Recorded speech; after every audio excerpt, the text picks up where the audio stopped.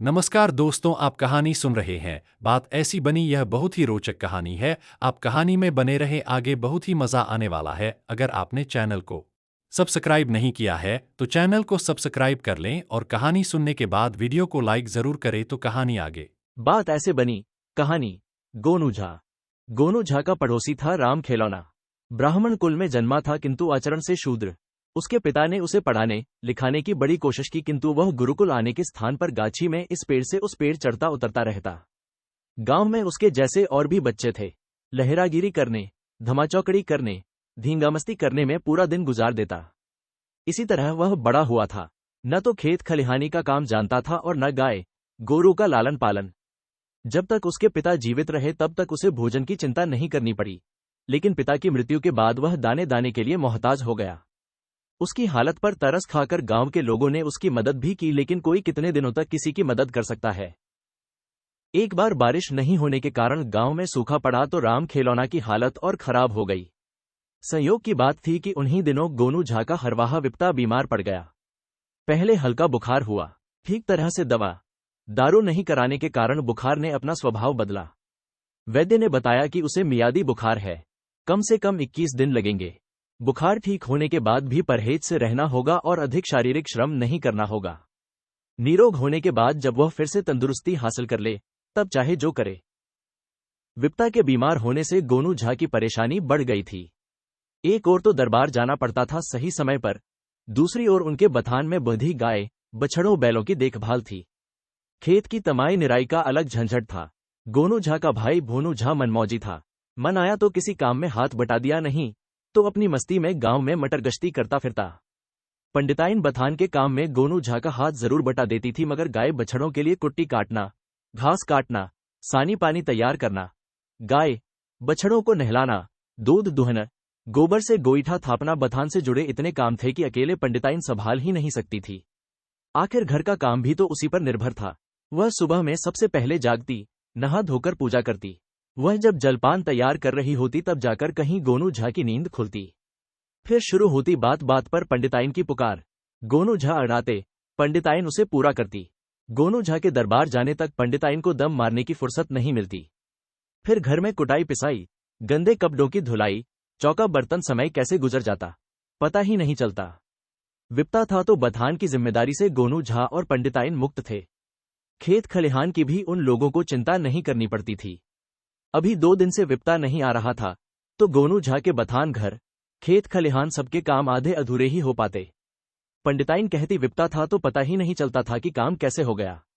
ठीक ही कहा गया है कि आदमी के नहीं रहने पर ही उसके गुणों की पहचान हो पाती है। घर में बढ़ती परेशानी और सूखे के असर से पैदा हुए चारा के अभाव से गोनू झा परेशान हो गए।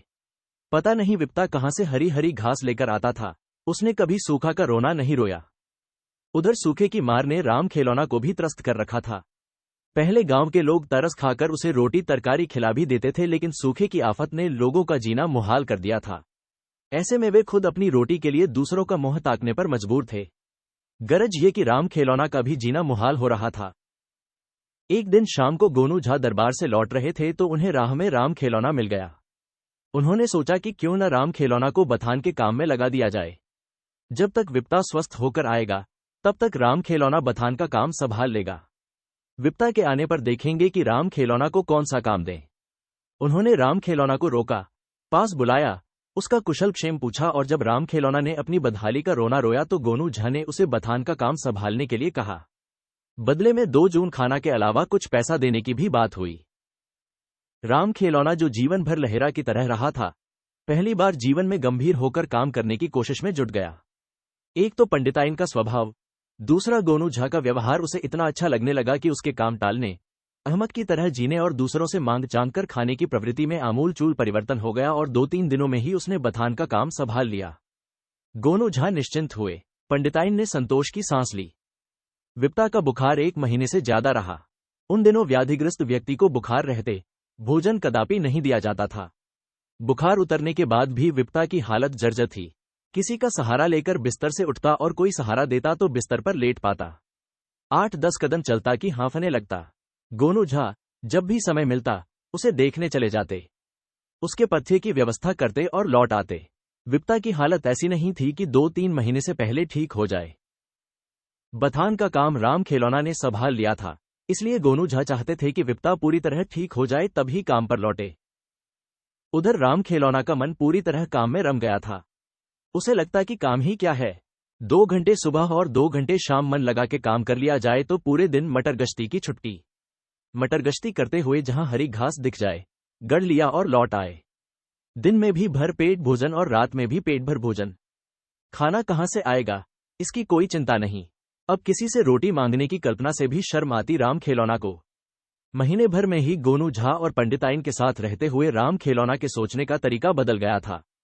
उसका स्वाभिमान जाग गया था। गोनू झा ने भी देखा कि राम खिलौना पूरी तरह बदल गया है। उन्होंने सोचा कि विप्ता आ जाए तो उसे बथान के काम में लगा देंगे और राम खिलौना को खेत खलिहान की जिम्मेदारी सौंप देंगे। लड़का मेहनती है, जल्दी सीख जाएगा खेत खलिहान का काम भी। विप्ता अभी बीमारी से उठा है, उसे खेत पथार का काम देना ठीक नहीं होगा।